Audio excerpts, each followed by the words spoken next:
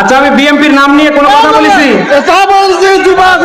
ভাই, আপনি কাকে আমি কি বিএনপির নাম নিয়ে কথা বলেছি? আপনি কথা বলেন, বলেন। আসসালামু আলাইকুম ওয়া রাহমাতুল্লাহ। সম্মানিত দিনী ভাই, আপনারা শুরুতে এই যে ভিডিওটি দেখেছেন, আপনাদেরকে পুরো ভিডিওটি অবশ্যই দেখাবো। তবে তার আগে কিছু কথা না বললে নয়। বর্তমান সময় দেখা যাচ্ছে, আপনারা সকলে জানেন, বর্তমান সময় ওয়াজ মাহফিলের সময়। ওয়াজ মাহফিল হচ্ছে বিভিন্ন জায়গায়। তো বিএনপির যে আসল রূপ আমরা দেখতে পাচ্ছি, আওয়ামী লীগ যেভাবে ওয়াজ মাহফিলে গিয়ে বক্তাদের উপর গায়ে হাত দিত, দিন প্রচার করার সময় বাধার সম্মুখীন হতো, তারা বাধা দিত, ঠিক একই ঘটনা বর্তমান সময় ঘটতেছেন। কারা ঘটাচ্ছেন, কারা বাধা দিচ্ছেন? তারা হচ্ছেন বিএনপি। নিঃসন্দেহে এটা অবাক করার বিষয়। আমরা কখনোই কল্পনা করতাম না যে আসলে বিএনপি এইভাবে মাহফিলে গিয়ে তারা বাধা দিবেন। তো ঠিক এই ঘটনাই বর্তমান ঘটতেছে। আমরা যাদের উপর আস্থা রাখতাম, যাদেরকে বিশ্বাস করতাম যে আসলে কখনোই আওয়ামী লীগ যেহেতু দেশ থেকে বিতাড়িত করা হয়েছে, দেশ ত্যাগ করেছেন, দেশ থেকে পালিয়ে গিয়েছেন, স্বৈরাচার শাসক, জালেম শাসক ছিল, ঠিক একই বর্তমান সময় বিএনপি ক্ষমতা না আসতেই তারা এইভাবে যারা দিন প্রচারক তাদেরকে বাধা দিচ্ছেন। যদি ক্ষমতা আসেন তাহলে কি হবে, আপনারা অবশ্যই বিষয়টি বুঝতে পারতেছেন। তো এজন্য আমি আপনাদেরকে পুরো ভিডিওটি অবশ্যই দেখাবো, আসলে কি ঘটেছিল এবং কি হচ্ছে, এটা অবশ্যই আপনাদেরকে জানতে হবে, জানা দরকার। তো কথা নয়, আমরা চলে যাব সেই কাঙ্ক্ষিত ভিডিও ক্লিপ দেখার জন্য। এটা অবশ্যই আপনাদেরকে সাবধান থাকতে হবে, এরকম ঘটনা যেন না ঘটে। আমাদেরকে অবশ্যই প্রতিবাদ করতে হবে, প্রতিবাদী হতে হবে। তো কথা নয়, আমরা চলে যাব সেই কাঙ্ক্ষিত ভিডিও ক্লিপ দেখার জন্য। আসসালামু আলাইকুম ওয়া রাহমাতুল্লাহি ওয়া বারাকাতুহু। আচ্ছা, আমি বিএনপির নাম নিয়ে কোনো কথা বলেছি? ভাই, আপনি কাকে আমি কি বিএনপির নাম নিয়ে কথা বলেছি? আপনি কথা বলেন, বলেন, বলেন কথা, বলেন কথা, বলেন, আপনি কথা বলেন। আপনার সাহস তো কম না।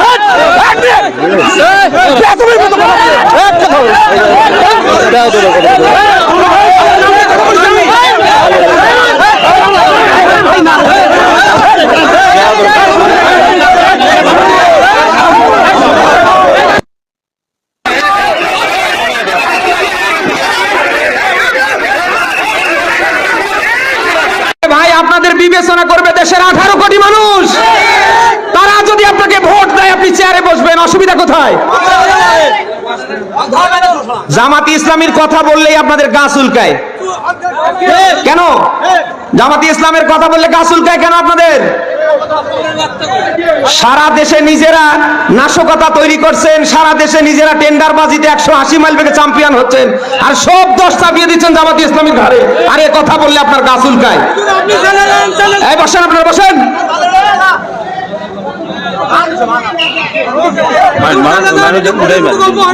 না ভাই, এখানে তো আমি কারো নাম ধরিনি। ঠিক আছে,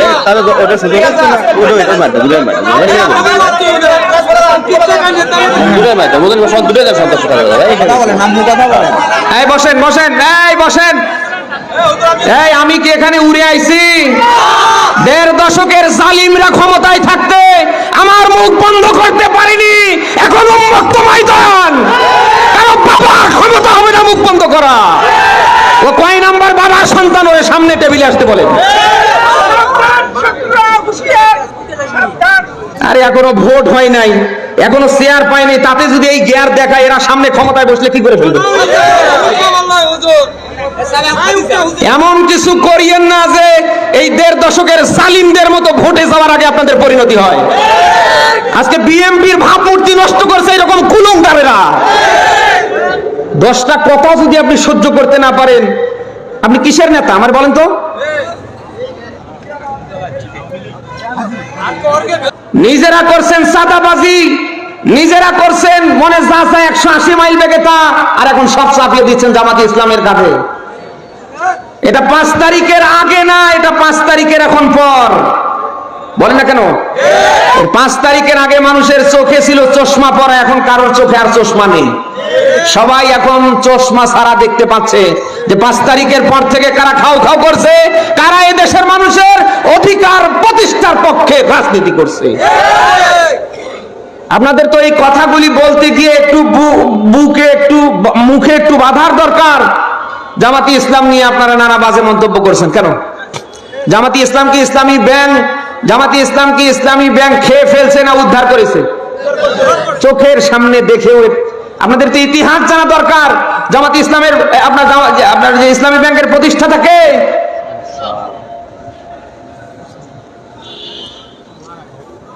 দেড় দশকের জালিমরা সর্বাত্মক প্রচেষ্টা চালিয়ে বাংলাদেশ জামাতি ইসলামীকে নিধন করতে পারেনি। এখন তো 5 তারিখের পরে আপনি যাই বলেন না কেন, জামাতি ইসলামীকে নিধন করা যায় না, সামনে যাবে না। নিজের যোগ্যতায় সামনে আগান, না হলে যাও আছে তাও সামনে থাকবে না। বলেন না কেন? আমরা চাই আগামীর বাংলাদেশ কোরআন সুন্নাহ ভিত্তিক যারা চালাবে তারা বাংলার চেয়ারে বসুক। কোন নব্য জালিমকে, নব্য স্বৈরাচারকে বাংলার কোন চেয়ারে আমরা দেখতে চাই না। এই মতের পক্ষে কারা আছেন দেখি? লিল্লাহে তাকবীর।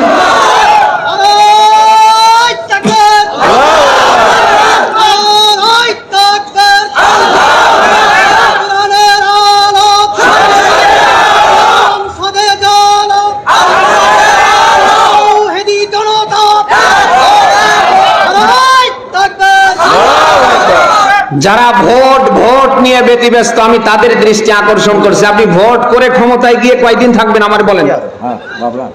ঘরে যদি সাপ থাকে আর আপনি বাঁচার জন্য দোয়া ইউনুস পড়লে বাঁচতে পারবেন? দেড় দশকে যে নিয়োগগুলো হয়েছে, আপনাদের দল থেকে কয়টা নিয়েছে? জামাতি ইসলাম থেকে কয়টা নিয়েছে?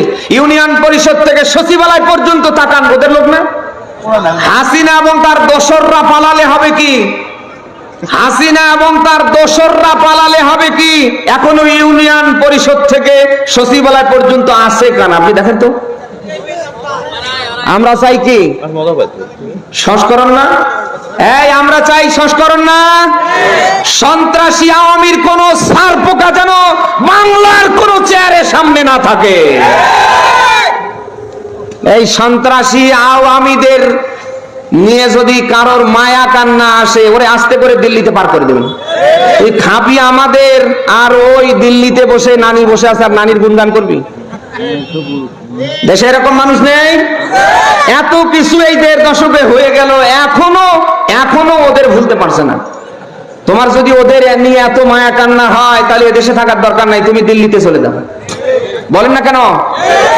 এই জন্য চোখের সামনে যদি কাউকে ওই ধরনের পান যে দেশের ভাবমূর্তি নষ্ট করবার জন্য চেষ্টা করছে, জুতো খুলবেন, এরপরে পিটা শুরু করবেন, এরপরে যা আছে কপালে হবে। আগামীর বাংলায় আওয়ামী সন্ত্রাসীদের, দোসরদের জায়গা হয় না, সামনে হবে না ইনশাল্লাহ। আমরা কি এই পক্ষে এক না? বেরো বগুড়াবাসী, আমাদের রাজনীতির ভিন্নতা থাকতে পারে, আমাদের আকীদার অমিল থাকতে পারে, কিন্তু আগামীর বাংলাদেশ যারা কোরআন সুন্নাহ ভিত্তিক চালাতে চায়, আমরা তাদের জন্য এক। বলেন, আমাদের আকীদা ভিন্ন হতে পারে, আমাদের রাজনীতির অমিল থাকতে পারে, আগামীর বাংলাদেশ কোরআন সুন্নাহ ভিত্তিক চলবে, ওই পক্ষে আমরা। বলেন বলেন বলেন বলেন। এই জন্য আমার ভোট আমি দেব যাকে খুশি তাকে না, যে পাওয়ার যোগ্য হকদার তাকে দেব। একটি ভোটের মূল্য আছে, ভোট দেব না যাকে তাকে। আপনি ভালো করে জানেন, আপনার ভোট পাওয়ার পরে আগামীতে কারা বাংলার এই চেয়ারগুলিতে আসলে পরে মানুষের অধিকার প্রতিষ্ঠা করতে পারবে, কারা মানুষের বৈষম্য দূর করতে পারবে, কারা আগামীর বাংলায় কোরআন সুন্নাহ ভিত্তিক একটা রাষ্ট্র উপহার দিতে পারবে, এ জানা কি আমাদের সবার না? বলেন না কেন? আজকে মসজিদের একজন ইমাম বানাতে গিয়ে আমরা কত যোগ্যতা দেখি, ঠিক একই ভাবে যদি আগামীর নেতা নির্বাচন করতে গিয়ে, যত জনপ্রতিনিধি বানাতে গিয়ে আমরা যদি ওই রকম যোগ্যতা দেখি, আল্লাহর কসম কোন 6 নাম্বার ছাগলের বাচ্চা বাংলার চেয়ারে বসতে পারবে না। মসজিদের একজন ইমাম বানাতে গিয়ে আপনি কত যোগ্যতা দেখেন। ইমাম সাহেব লম্বা কিনা, খাটো কিনা, দেখতে সুন্দর কিনা, চিকনা মোটা সব দেখে ফেলেন।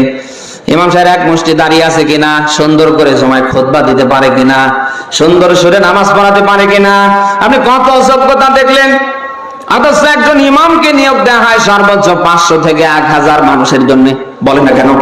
আরে ভাই, যাকে আপনি 2টা উপজেলার দায়িত্ব দিতে যাচ্ছেন, এই যে নন্দীগ্রাম এবং কাহালু, এই 2 উপজেলার দায়িত্বে আপনি যাকে সামনে বসাবেন, মসজিদের ইমামের মতো করে তারও যোগ্যতা দেখার দরকার আছে না নেই? আপনি কি সামনে পারবেন? এই আওয়াজ বন্ধ হয়ে গেছে, কারণ ভোট আসলে মাথা ঠিক থাকে না। যারা ভোটার ওদেরও মাথা ঠিক থাকে না, আর যারা ভোট করে ওদেরও মাথা ঠিক থাকে না। বলে না কেন? যারা ভোটার ওদের ধান্দা থাকে খালি টাকা। বলেন না কেন?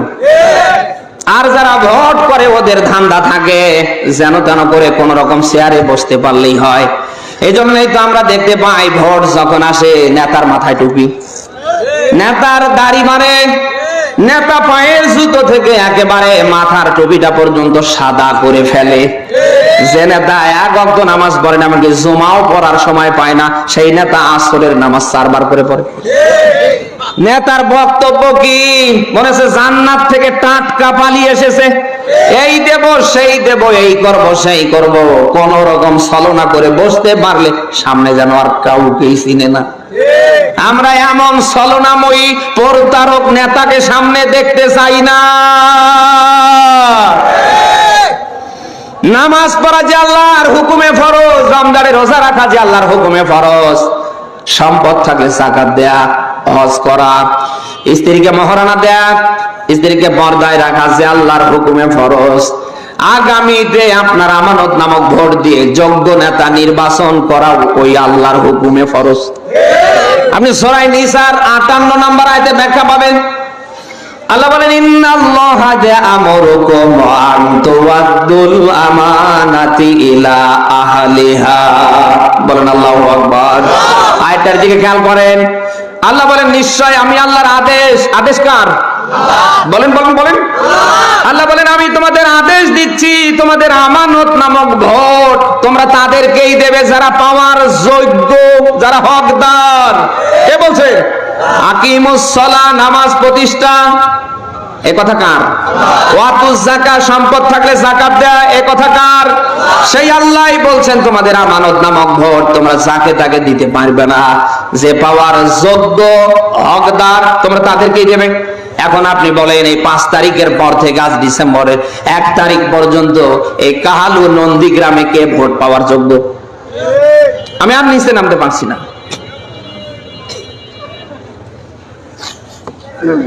এই আমরা কি কোন জালিমকে আবারও চাই? কোন স্বৈরাচারীকে আবারও চাই? বাংলার কোন চেয়ারে যেন কোন স্বৈরাচার, কোন জালিম আর সামনে বসতে না পারে। ছাত্র জনতার রক্তের বিনিময়ে আমরা একটা দেশ পেয়েছি, জীবন দিব, এরপরও এদেশের স্বাধীনতা আমরা বলেন বলেন বলেন বলেন। স্বাধীনতা অর্জন সহজ, এটা ধরে রাখা কি তার চেয়ে কঠিন না? যারা এদেশের ভাবমূর্তি সামনে নষ্ট করবার চেষ্টা করবে, পায়ের জুতো খুলবেন আর জম্মের ধরে পিটাবেন। আমরা চাই আগে সংস্কার, এরপরে কি? আরো জোরে বলেন। আগামীর বাংলাদেশ যারা কোরআন সুন্নাহ ভিত্তিক চালাতে চায়, আমরা তাদের পক্ষে আছি তো? আছি তো? আল্লাহ তাআলা যেন কোরআন সুন্নাহ ভিত্তিক একটা রাষ্ট্র আমাদের উপহার দেন, সকল ষড়যন্ত্র থেকে দেশকে, দেশের আলহামদুলিল্লাহ, আপনারা অবশ্যই দেখেছেন পুরো ভিডিওটি। তো নিঃসন্দেহে আমাদেরকে অবশ্যই প্রতিবাদ করতে হবে। এই জালেমরা যেন আবার ক্ষমতা না আসে, এটা আমাদেরকে অবশ্যই প্রতিবাদ করতে হবে। এক সুরে সকলেই বলতে হবে। আমরা শুধু আমাদের স্লোগান হবে, যারা দিন প্রতিষ্ঠা করবে, কোরআন হাদিসের পক্ষে যারা থাকবে, তাদেরকে আমরা দেশে নেতৃত্ব দেখতে চাই।